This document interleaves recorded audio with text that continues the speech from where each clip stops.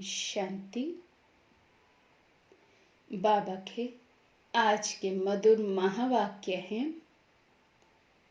बाबा समझाते, मीठे बच्चे, ये शरीर रूपी खिलौना आत्मा रूपी चैतन्य चाबी से चलता है। तुम अपने को आत्मा निश्चय करो तो निर्भय बन जाएंगे। तो क्या समझा रहे आज बाबा कि ये जो शरीर रूपी खिलौना है, ये आत्मा रूपी चैतन्य चाबी से चलता है। अगर आत्मा देह में ना हो तो ये देह जैसे कि टूटा हुआ खिलौना है, किसी काम का नहीं है। तो बाबा कहते हैं ये चाबी ही, आत्मा ही इस देह को चलाती है। इसलिए अपने को आत्मा निश्चय करने से बाबा कहते हम सब निर्भय बन जाएंगे।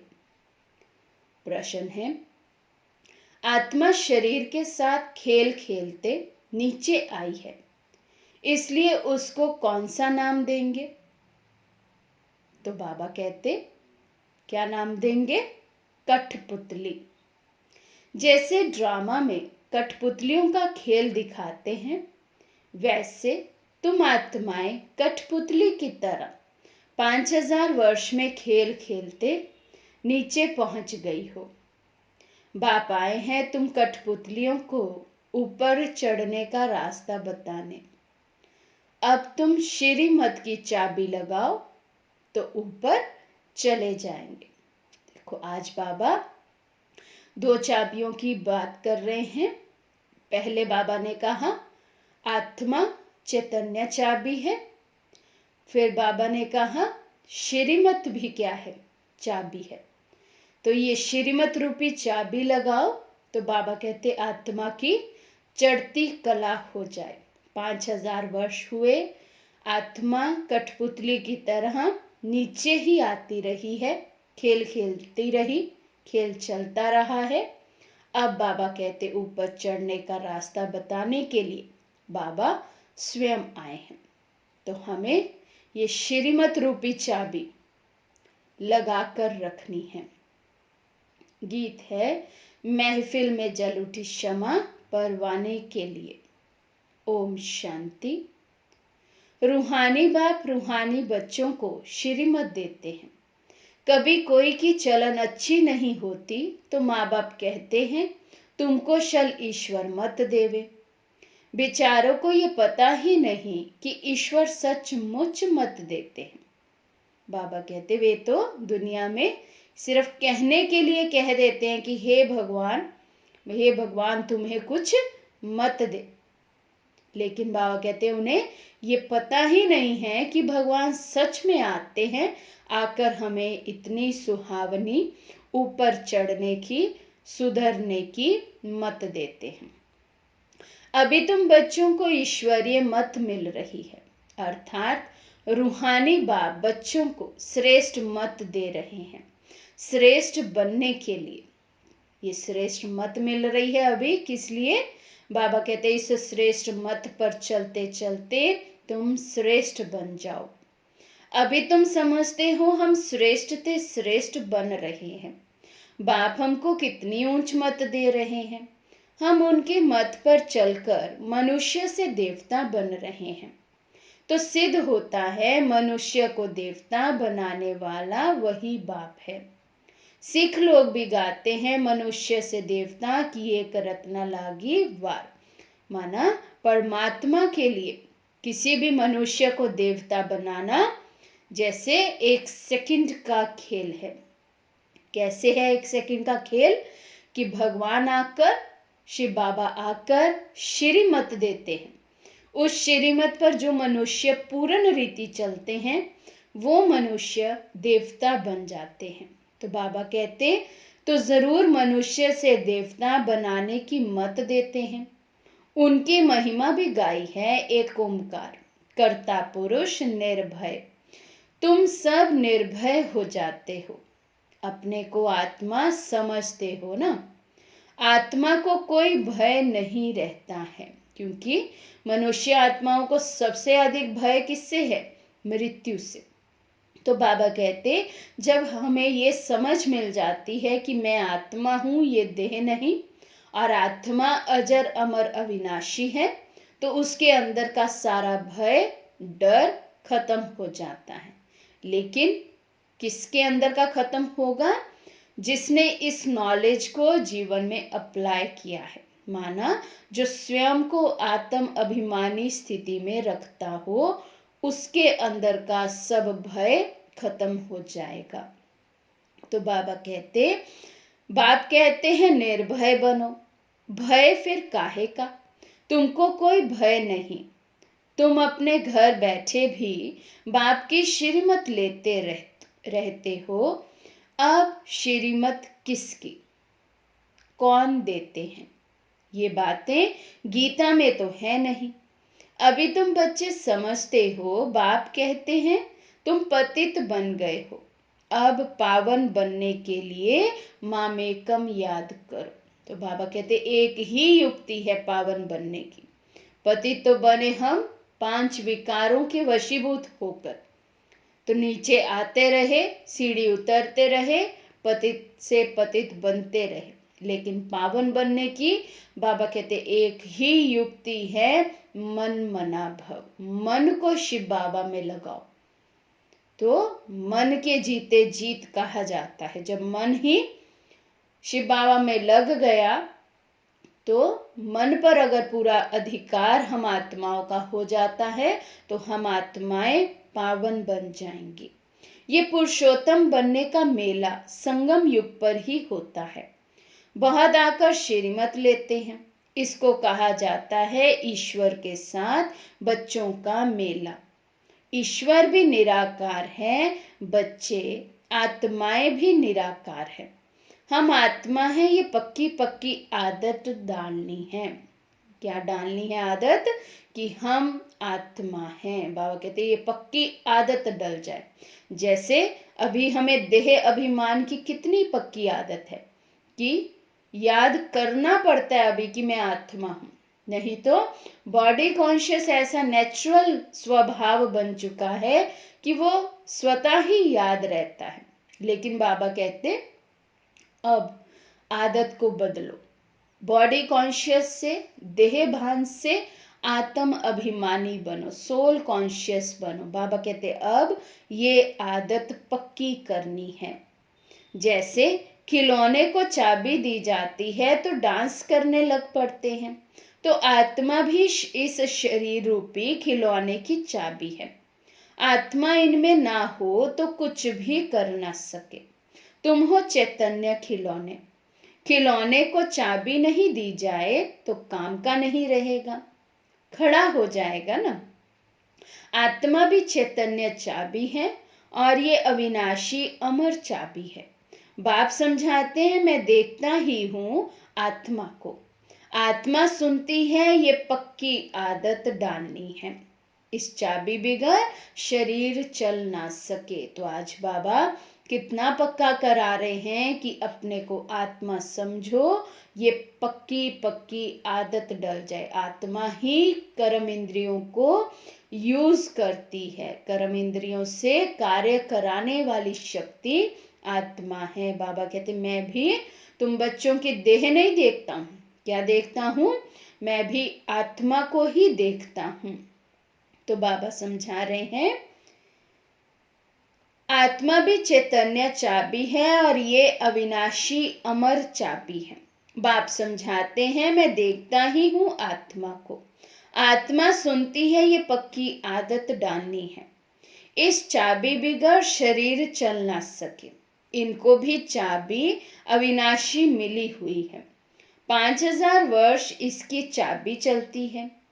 चैतन्य चाबी होने कारण चक्र फिरता ही रहता है। ये है चैतन्य खिलौने। बाप भी चैतन्य आत्मा है।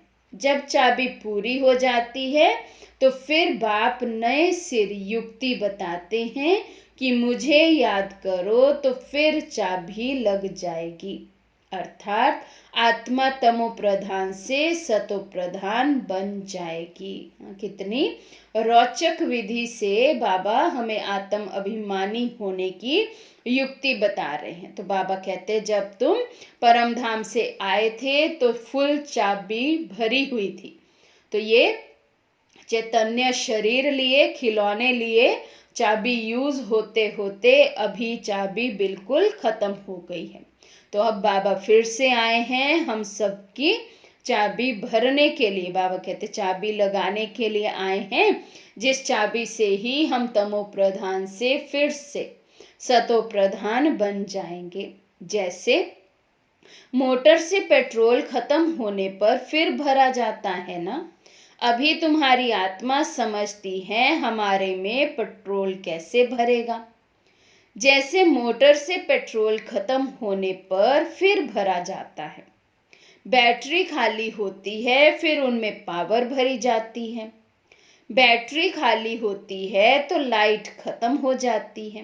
बाबा आज कितने नए नए से एग्जाम्पल दे रहे हैं कि कैसे भी करके बच्चों को इस देह से वैराग्य आ जाए, बच्चे अपने को आत्म अभिमानी पोजीशन में ले आए। तो बाबा कह रहे हैं इस देह को क्या समझो, गाड़ी है, अब इसका पेट्रोल खत्म हुआ है, फिर क्या है, बैटरी की चार्जिंग खत्म हो गई है तो लाइट कम हो गई है।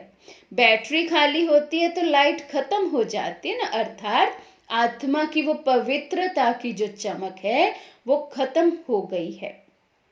अब तुम्हारी आत्मा रूपी बैटरी भरती है, जितना याद करेंगे उतना पावर भरती जाएगी। इतना 84 जन्मों का चक्र लगाए बैटरी खाली हो गई है, सतो रजो तमो में आई है। अब फिर बाप आए हैं चाबी देने अथवा बैटरी को भरने। पावर नहीं है तो मनुष्य कैसे बन जाते हैं। तो अब याद से ही बैटरी को भरना है, इनको ह्यूमन बैटरी कहें। बाप कहते हैं मेरे साथ योग लगाओ, ये ज्ञान एक ही बाप देते हैं, सदगति दाता वे एक ही बाप है। अभी तुम्हारी बैटरी सारी भरती है जो फिर 84 जन्म पूरे पाठ बजाते हो। जैसे ड्रामा में कठपुतलियां नाचती है ना, तुम आत्माएं भी ऐसे कठपुतलियों मिसल हो, ऊपर से उतरते 5000 वर्ष में एकदम नीचे आ जाते हो, फिर बाप आकर ऊपर चढ़ाते हैं। ये तो एक खिलौना है। बाप अर्थ समझाते हैं चढ़ती कला और उतरती कला का, 5000 वर्ष की बात है। तुम समझते हो श्रीमत से हमको चाबी मिल रही है, हम फुल सतो प्रधान बन जाएंगे, फिर सारा पाठ रिपीट होगा। कितनी सहज बात है समझने और समझाने की। तो लगती है ये सहज बातें। बाबा कहते ड्रामा का राज है, ड्रामा का खेल है। ऐसे ही चढ़ती कला फिर उतरती कला और फिर चढ़ती कला होती रहती है। तो बाबा कहते पूरे 5000 वर्ष का ये खेल है जो हूबहू रिपीट होता रहता है। तो बाबा समझाते समझने और समझाने की कितनी सहज बातें हैं। फिर भी बाप कहते हैं समझेंगे वही जिन्होंने कल्प पहले समझा होगा।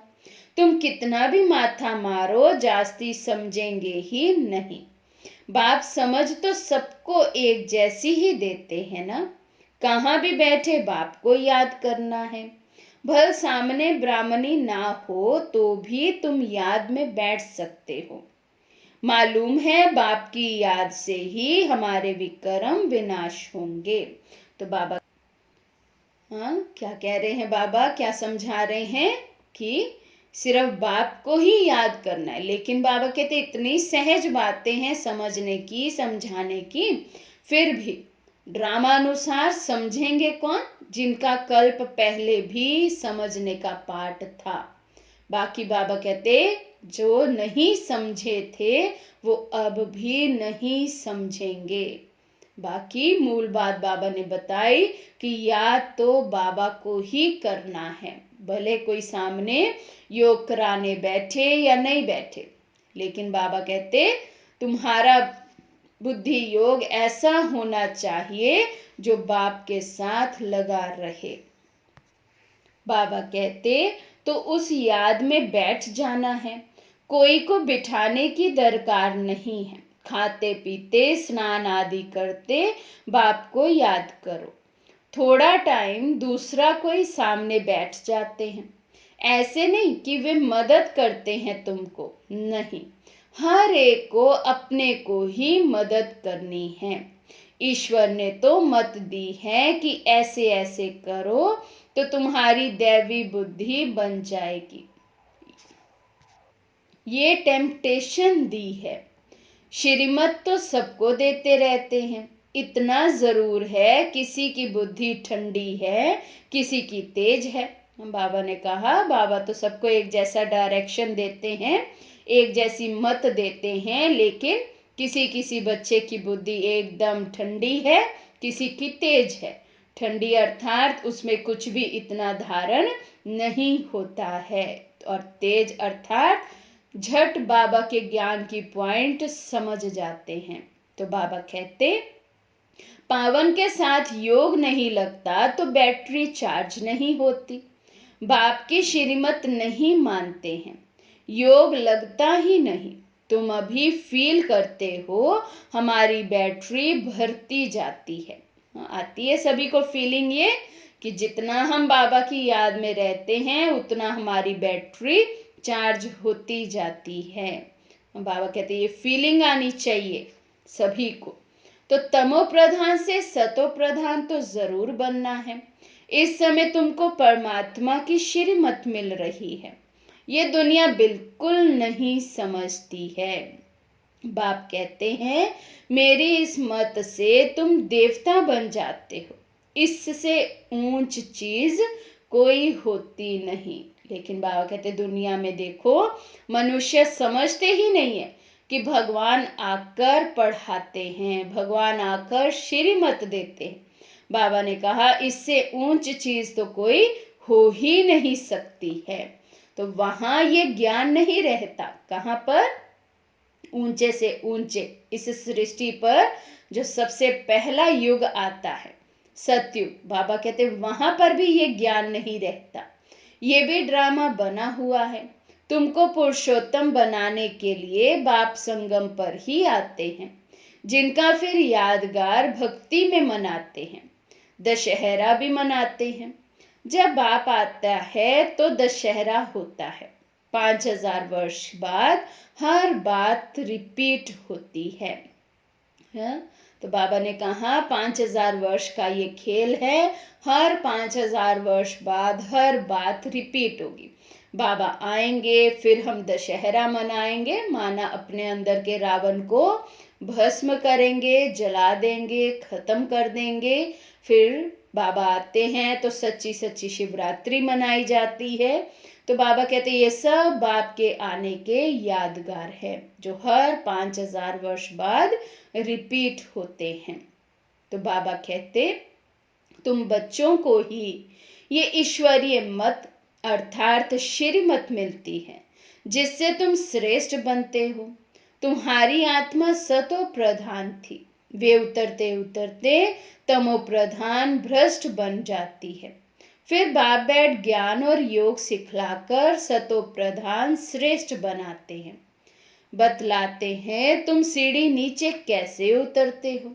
ड्रामा चलता रहता है। तो बाबा आते हैं, हमें अपना बनाते हैं, ज्ञान और योग से हमारी पालना करते हैं, हमें बताते हैं कि हमने अपने 84 जन्म कैसे पूरे किए, कैसे हम सीढ़ी नीचे उतरे हैं। तो बाबा आते हैं तो सारी याद ताजा कराते हैं। बाबा कहते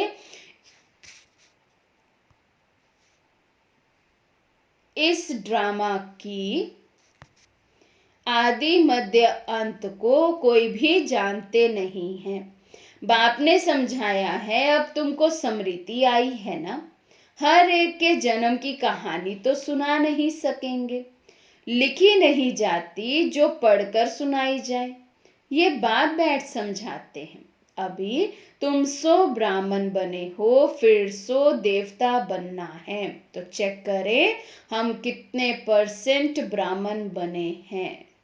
हाफ कास्ट है, फुल कास्ट है, कौन से ब्राह्मण बने? क्योंकि बाबा ने कहा ब्राह्मण से देवता बनते हैं, तो ब्राह्मण नहीं बनेंगे तब तक देवता बन नहीं सकते हैं। अर्थात देने के वो संस्कार, देवता माना देने वाली आत्मा, तो देने के संस्कार हम में नहीं आते हैं जब तक हम ब्राह्मण नहीं बने।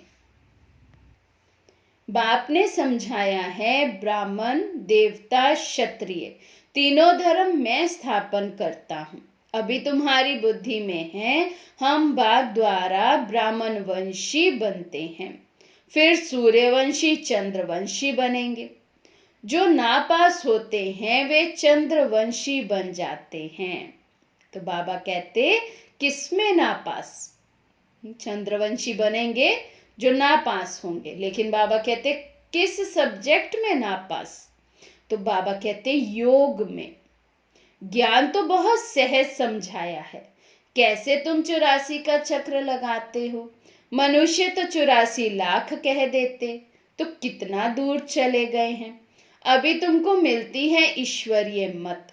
ईश्वर तो आते ही हैं एक बार, तो उनकी मत भी एक ही बार मिलती है। एक देवी देवता धर्म था, जरूर उन्हों को ईश्वरीय मत मिली थी।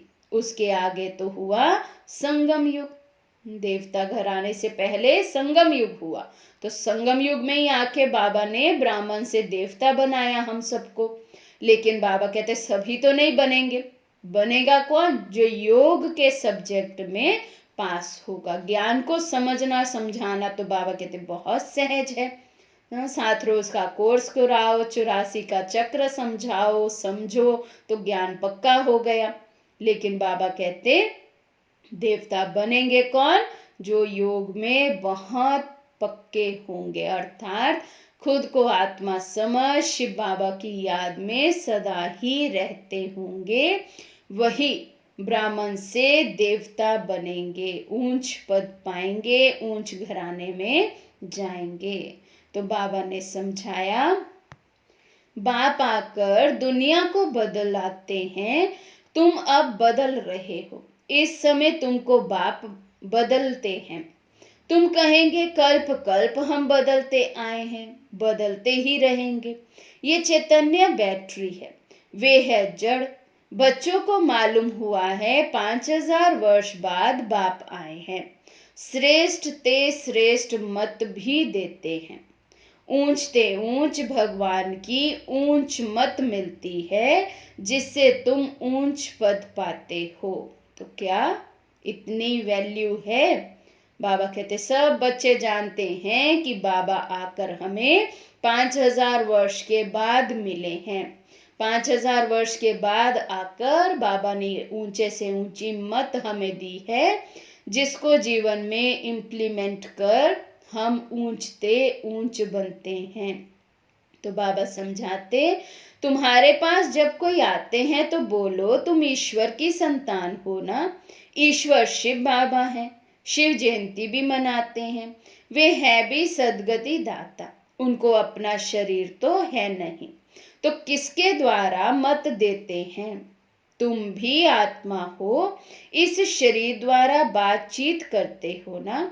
शरीर बिगर आत्मा कुछ कर ना सके, निराकार बाप भी कैसे आए? बाबा कहते ये भी युक्ति है बाबा का परिचय देने की। तो युक्ति से समझाओ कि जैसे तुम आत्मा हो लेकिन शरीर बिगर तुम भी कुछ कर नहीं सकते, उसी तरह से परमात्मा भी निराकार है, वे परम आत्मा है, तो उनको भी शरीर का आधार लेना पड़ रही है। गायन भी है, रथ पर आते हैं, फिर कोई ने क्या बैठ बनाया। त्रिमूर्ति भी सूक्ष्म वतन में बैठ दिखाया है। बाप समझाते हैं ये सब है साक्षात्कार की बातें, बाकी रचना तो सारी यहाँ है ना। तो रचता बाप को भी यहाँ आना पड़े, पति दुनिया में ही आकर पावन बनाना है। यहाँ बच्चों को डायरेक्ट पावन बना रहे हैं, समझते भी हैं, फिर भी ज्ञान बुद्धि में बैठता नहीं है। कैसे हम बच्चे हैं, बाबा कहते समझते भी हैं कि ज्ञान, योग, धारणा और सेवा, इन चारों सब्जेक्ट के बैलेंस से ही हम पावन बनेंगे, हम देवता बनेंगे। लेकिन बाबा कहते ज्ञान बुद्धि में होते हुए भी बदलते नहीं हैं, समझते हैं ज्ञान को लेकिन ज्ञान बुद्धि में बैठता नहीं, अर्थात बुद्धि अभी सोने का बर्तन नहीं बनी है, इतनी पावन नहीं बनी जो ज्ञान ठहर जाए तो खिसक जाता है ज्ञान बुद्धि से। बाबा कहते कोई को समझा नहीं सकते हैं, जब अपनी ही बुद्धि में नहीं टिकता तभी बाबा कहते किसी को समझा नहीं सकते हैं। श्रीमत को उठाते नहीं तो श्रेष्ठ ते श्रेष्ठ बन नहीं सकते, जो समझते ही नहीं वे क्या पद पाएंगे, जितना सर्विस करेंगे उतना ऊंच पद पाएंगे। तो जिन्हें लक्ष्य जिन्होंने रखा है कि हमें ऊंच पद पाना है, ऊंच पद पाने की युक्ति बाबा बता रहे हैं, जितना सर्विस करेंगे, माना औरों को बाप का परिचय दे, आप समान, बाप समान बनाएंगे, उतना स्वयं भी ऊंच पद पाएंगे। तो बाप ने कहा है हड्डी हड्डी सर्विस में देनी है, ऑल राउंड सर्विस करनी है, सिर्फ ज्ञान ही नहीं सुनाना, बल्कि बाबा कहते ऑल राउंड सर्विस, हर तरह की सेवा में आगे आना है, खुद को खुद ही ऑफर करना है। बाप की सर्विस में हम हड्डी देने भी तैयार हैं। बहुत बच्चियां तड़पती रहती हैं सर्विस के लिए, बाबा हमको छुड़ाओ तो हम सर्विस में लग जाएं, जिससे बहुतों का कल्याण हो। सारी दुनिया तो जिस्मानी सेवा करती है, उससे तो सीढ़ी नीचे ही उतरते आए हो। अभी इस रूहानी सेवा से चढ़ती कला होती है, हर एक समझ सकते हैं ये फलाने हमसे जास्ती सर्विस करते हैं। सर्विसेबल अच्छी बच्चियां है तो सेंटर भी संभाल सकती हैं, क्लास में नंबर वार बैठते हैं, यहाँ तो नंबर वार नहीं बिठाते हैं, फंक हो जाएंगे। बाबा कहते बच्चों का मन ही टूट जाए, दिल ही टूट जाए, फंक हो जाएंगे अगर यहाँ पर भी नंबर वार बिठा दिया, माना पुरुषार्थ अनुसार, जिसका अधिक पुरुषार्थ है, जो अधिक सर्विसेबल है, सेवाधारी है, उसको आगे, बाकियों को पीछे पीछे बिठाएं। तो बाबा कहते हैं यहाँ तो बच्चे फंक हो जाएं, समझ तो सकते हैं ना, लेकिन बाबा कहते हैं यहाँ स्वयं स्वयं को जज करना है, स्वयं ही समझ सकते हैं कि हम कौन से नंबर पर हैं, कितनी हम सर्विस करते हैं। सर्विस नहीं करते तो जरूर पद भी कम हो जाएगा, पद नंबरवार बहुत है ना, परंतु वे हैं सुख धाम, ये है दुख धाम, वहां बीमारी आदि कोई होती नहीं, बुद्धि से काम लेना पड़ता है। समझना चाहिए हम तो बहुत कम पद पा लेंगे क्योंकि सर्विस तो करते नहीं हैं। तो बाबा कहते कितना अलर्ट रहना है हमें अपने पद की, हमेशा बाबा कहते कैलकुलेशन करते रहो, कितनी हम सर्विस करते हैं, सर्विस अनुसार हमारा क्या पद होगा। तो बाबा कहते जो नहीं करते हैं सर्विस, वे समझ सकते हैं कि हम ऊंच पद भी नहीं पाएंगे। सर्विस से ही पद मिल सकता है, अपनी जांच करनी चाहिए, हर एक की अवस्था को जानते हैं। मम्मा बाबा भी सर्विस करते आए हैं ना, अच्छे अच्छे बच्चे भी हैं, भल नौकरी में भी है, उनको कहा जाता है हाफ पे पर भी छुट्टी लेकर सर्विस करो, हर्जा नहीं है। आधे दिन की छुट्टी मिले, आधी पे भल कट जाए, लेकिन बाबा कहते फिर भी सर्विस पर जाओ, किसी भी हाल में सर्विस नहीं छोड़नी है। तो बाबा कहते जो बाबा के दिल पर सो ताउसी तख्त पर बैठते हैं, नंबरवार पुरुषार्थ अनुसार। संगम युग पर जो बाबा की दिल पर बैठते अर्थात जो सर्विसेबल बच्चे होंगे वही बाबा की दिल पर बैठेंगे। और बाबा ने कहा जो संगम युग पर बाबा के दिल पर बैठता है वही बच्चा भविष्य में सतयुग में जाकर ताउसी तख्त पर राज्य भाग्य मिलेगा। उस बच्चे को ताउसी तख्त पर बैठेंगे। ऐसे ही विजय माला में आ जाते हैं, अर्पण भी होते हैं, सर्विस भी करते हैं। कोई तो भल अर्पण होते हैं, सर्विस नहीं करते हैं, तो पद कम हो जाएगा ना। ये राजधानी स्थापन होती है श्रीमत से। बाबा पूछते हैं ऐसा कभी सुना, अथवा पढ़ाई से राजाई स्थापन होती है, ये कभी सुना, कभी देखा? हाँ, दान पुण्य करने से राजा के घर जन्म ले सकते हैं, बाकी पढ़ाई से राजाई पद पाए ऐसा तो कभी सुना नहीं होगा। किसी को पता भी नहीं कि पढ़ाई से राजाई मिल जाए। बाबा कहते दान पुण्य करती आत्माएं तो कह सकते हैं अच्छे घर में, राजा के घर में अगला जन्म हुआ, लेकिन पढ़ाई से राजाई मिल जाए, बाबा कहते ना तो ऐसा कभी देखा, ना ही कभी ऐसा सुना है, और ना ही किसी को ये पता है। तो बाप समझाते हैं तुमने ही पूरे 84 जन्म लिए हैं, तुमको अब ऊपर जाना है बहुत इजी। तुम कल्प कल्प समझते हो, नंबर वार पुरुषार्थ अनुसार। समझते हैं पर कैसे? नंबर वार समझते हैं। तो बाबा कहते बहुत इजी है, अब तो सिर्फ मन में क्या संकल्प रहे, बस अब ऊपर जाना है, वापस जाने का समय है। तो बाबा याद प्यार भी नंबरवार पुरुषार्थ अनुसार देते हैं। बहुत याद प्यार उनको देंगे जो सर्विस में है। आज समझ लेना कि मुझे कितना याद मिलती है बाबा की और कितना प्यार मिलता है, क्योंकि बाबा कहते याद को याद खींचती है।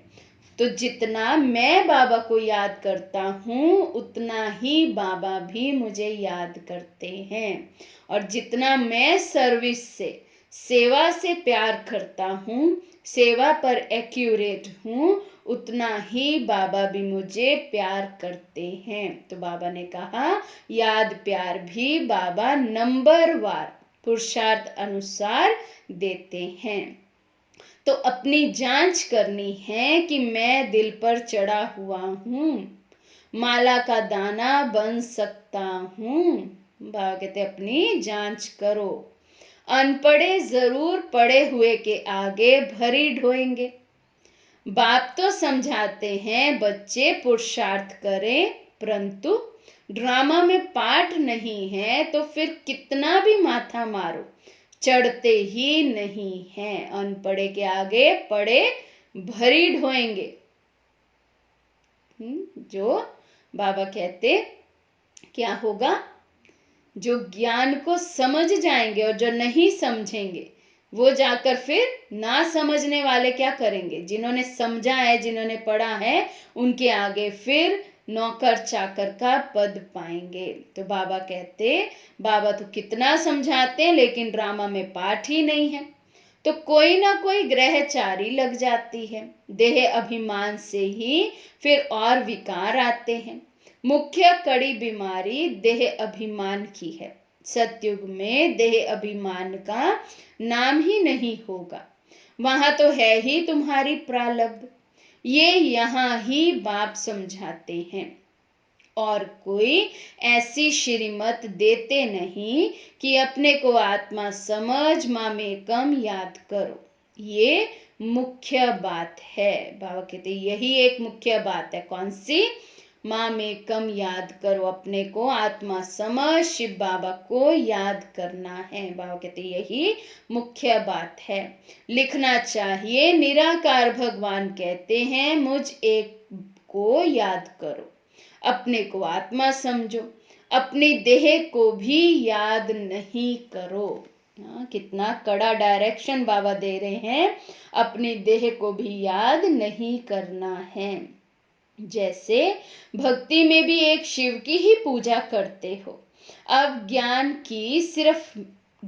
भी सिर्फ मैं ही देता हूँ, बाकी सब है भक्ति। अव्यभिचारी ज्ञान एक ही शिव बाबा से तुमको मिलता है। ये ज्ञान सागर से रतन निकलते हैं, बाकी बाबा कहते उस सागर की बात नहीं। ये ज्ञान का सागर तुम बच्चों को ज्ञान रतन देते हैं, जिससे तुम देवता बनते हो। उसकी बात नहीं, उस सागर की बात नहीं। किस सागर की? जिसका शास्त्रों में गायन है कि सागर मंथन किया गया तो उसमें से कई कई रतन निकले। बाबा कहते ये उस स्थूल सागर की बात नहीं, ये तो ज्ञान सागर की बात है कि जितना ज्ञान सागर से हम ज्ञान अपने में भर फिर उसका मंथन करते हैं, उतने ही रतन हम प्राप्त करते हैं। तो शास्त्रों में तो क्या क्या लिख दिया है, सागर से देवता निकला फिर रतन दिया। ये ज्ञान सागर तुम बच्चों को रतन देते हैं, तुम ज्ञान रतन चुगते हो। आगे पत्थर चुगते थे तो पत्थर बुद्धि बन पड़े। आगे क्या चुगते थे? नेगेटिविटी, कचरा। तो बाबा कहते बुद्धि भी कैसी बन गई थी? कचरे वाली, डस्टबिन बन गया था।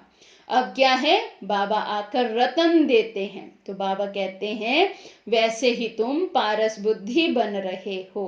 अब रतन चुगने से तुम पारस बुद्धि बन जाते हो, पारसनाथ बनते हो ना। ये पारसनाथ विश्व के मालिक थे। भक्ति मार्ग में तो अनेक नाम अनेक चित्र बना रखे हैं। वास्तव में लक्ष्मी नारायण व पारसनाथ एक ही है। नेपाल में पशुपति नाथ का मेला लगता है, वे भी पारसनाथ ही है।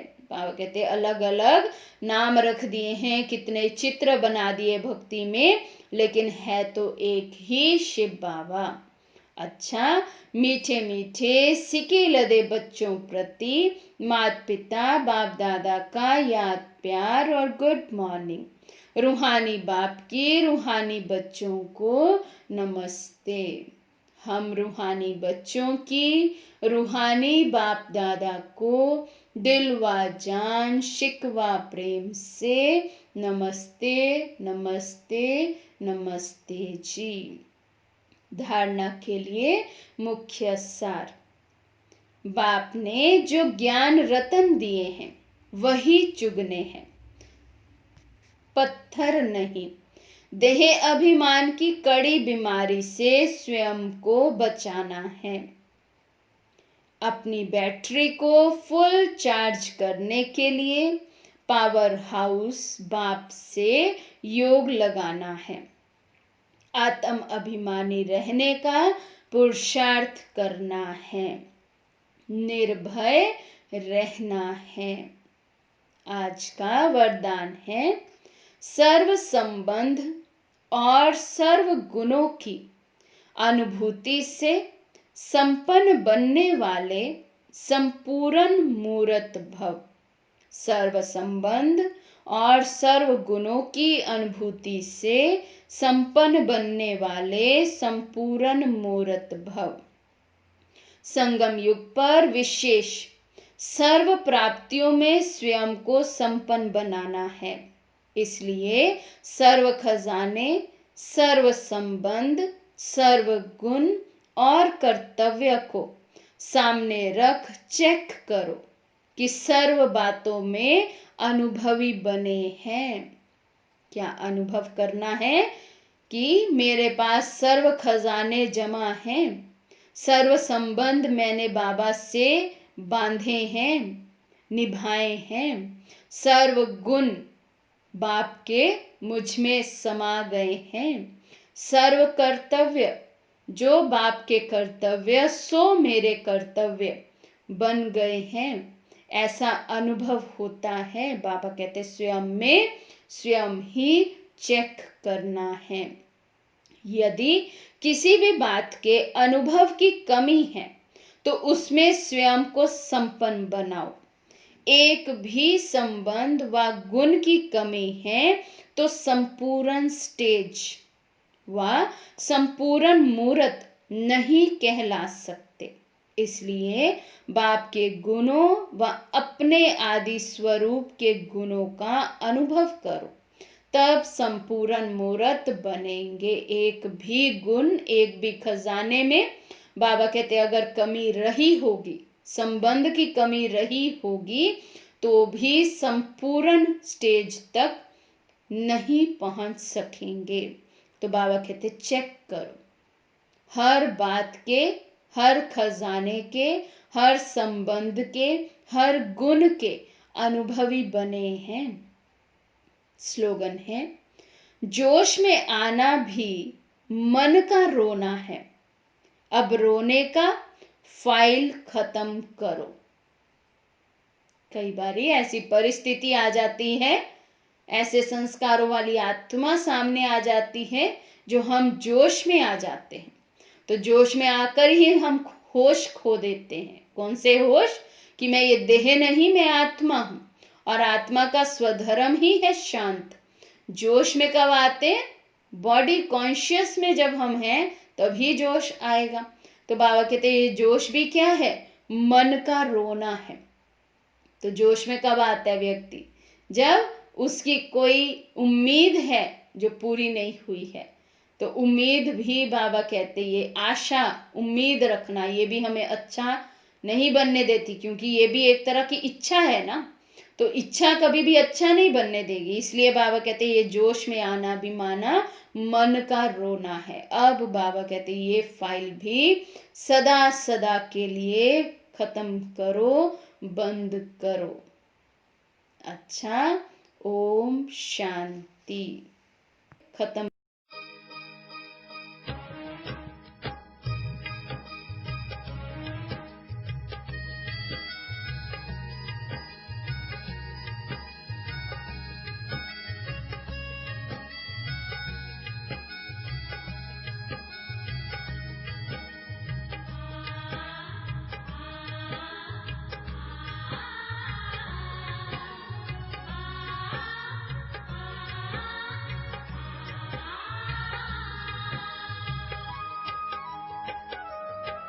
संसार तुम्ही हो बाबा मेरे, तुझी से सब संबंध है।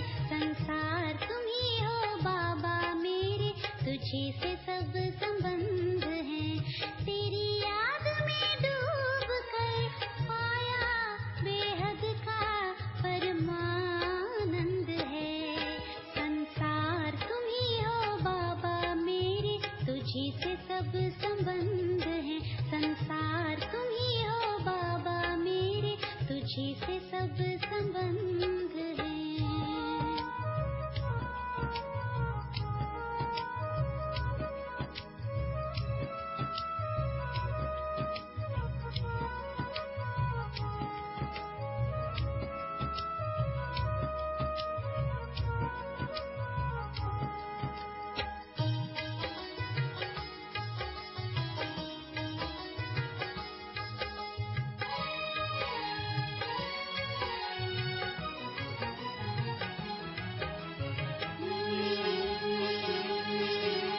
रात दिन और सुबह शाम अधरों पे बाबा तुम्हारा नाम, नजरों में पाए नजारे तेरे, खुद को पाऊं पास तुम्हारे।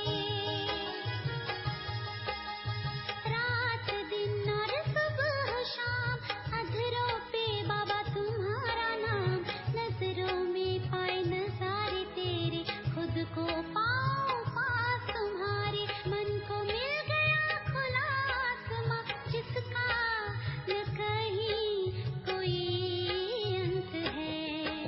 संसार तुम्ही हो बाबा मेरे, तुझी से सब संबंध है। संसार तुम्ही हो बाबा मेरे, तुझी से सब संबंध है।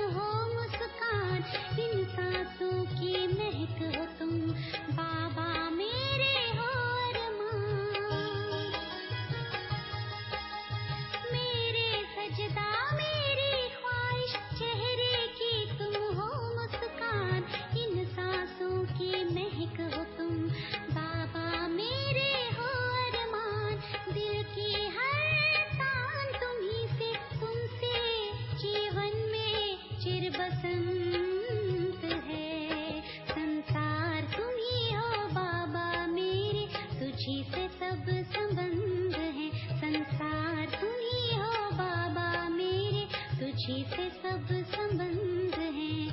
तेरी याद में डूब कर पाया बेहद का परमानंद है। संसार तुम ही हो बाबा मेरे, तुझी से सब संबंध है। संसार तुम ही हो बाबा मेरे, तुझी से सब संबंध है। संसार तुम ही हो बाबा मेरे, तुझी से सब